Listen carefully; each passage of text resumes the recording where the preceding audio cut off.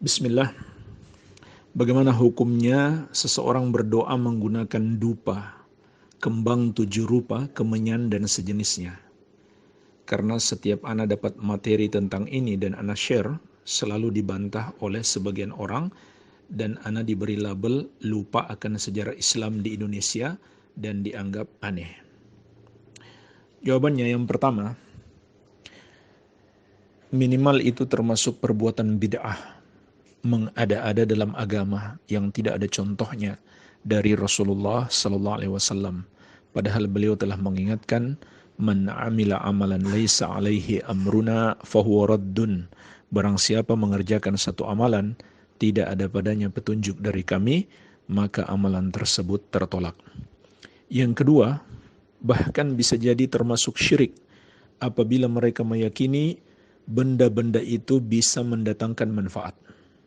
Syirik kecil kalau mereka meyakini benda itu hanya sebab Allah yang memberikan manfaat. Dan syirik besar apabila mereka meyakini benda-benda itu bisa mendatangkan manfaat dengan sendirinya, bukan Allah Azza wa Jalla. Kemudian yang ketiga, bisa jadi juga itu termasuk tasyabbuh, menyerupai orang-orang kafir, orang-orang yang tidak beriman kepada Allah Azza wa Jalla. Walaupun orang-orang yang tidak beriman itu nenek moyang kita, tidak boleh kita mengikuti mereka. Rasulullah sallallahu alaihi wasallam mengatakan, man tasyabbaha biqaumin fahuwa minhum. Barang siapa yang menyerupai suatu kaum, maka dia bagian dari mereka. Oleh karena itu, apa yang mereka katakan, bahwa kalau kita mau mengajarkan Islam atau mengamalkan Islam yang sebenarnya, itu berarti melupakan sejarah Islam di Indonesia dan dianggap aneh, maka ini cara berargumen para penentang Nabi dan Rasul terdahulu yang telah menghalangi mereka mendapatkan hidayah. Ini sangat berbahaya sekali. Terlepas benar atau tidak sejarah Islam di Indonesia seperti itu, maka kita katakan itu bukan dalil. Walaupun sejarahnya seperti itu di Indonesia, maka itu bukan dalil dalam beragama. Bisa jadi ada nenek moyang kita dulu yang sudah masuk Islam, tapi belum tahu cara berdoa dengan benar, sehingga mereka melakukan cara seperti itu. Dan itu salah walaupun dilakukan oleh nenek moyang kita. Walaupun ada dalam sejarah kita, salah tetap salah. Tidak boleh kita mewariskan yang salah. Yang benar kita wariskan, sejarah yang baik, yang benar kita pertahankan, tapi yang salah jangan ragu untuk dibuang. Hati-hatilah, di antara sebab penyimpangan dan kesesatan manusia adalah berdalil dengan perbuatan nenek moyang.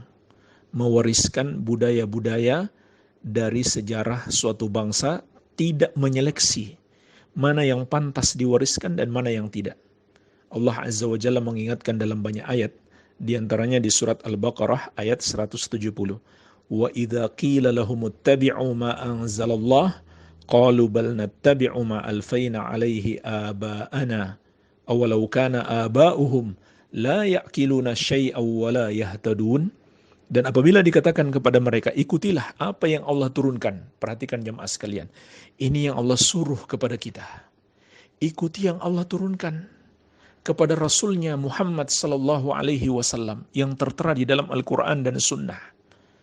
Tetapi ketika disuruh mengikuti apa yang Allah turunkan, apa jawab mereka? Bal nattabi'u ma alfayna alaihi aba'ana. Bahkan kami hanya mau mengikuti apa yang diwariskan oleh nenek moyang kami. Maka Allah tegaskan, awalau kana aba'uhum la ya'qiluna syai'aw wa la yahtadun. Apakah mereka masih mau mengikuti juga meskipun nenek moyang mereka tidak memahami apapun, yaitu tidak ngerti agama atau belum mendalami, belum belajar ilmu agama, wala yahtadun, dan belum pula mendapatkan hidayah. Maka ini dicela oleh Allah Azza wa Jalla. Karena inilah yang menyebabkan mereka menolak kebenaran, disebabkan masih mau mempertahankan budaya-budaya nenek moyang yang bertentangan dengan syariat Allah Azza wa Jalla. Kalau nenek moyang kita sudah masuk Islam, maka kita doakan semoga Allah mengampuni kesalahan-kesalahan mereka dulu, dan jangan kita wariskan kesalahan mereka. Wallahu ta'ala a'lam.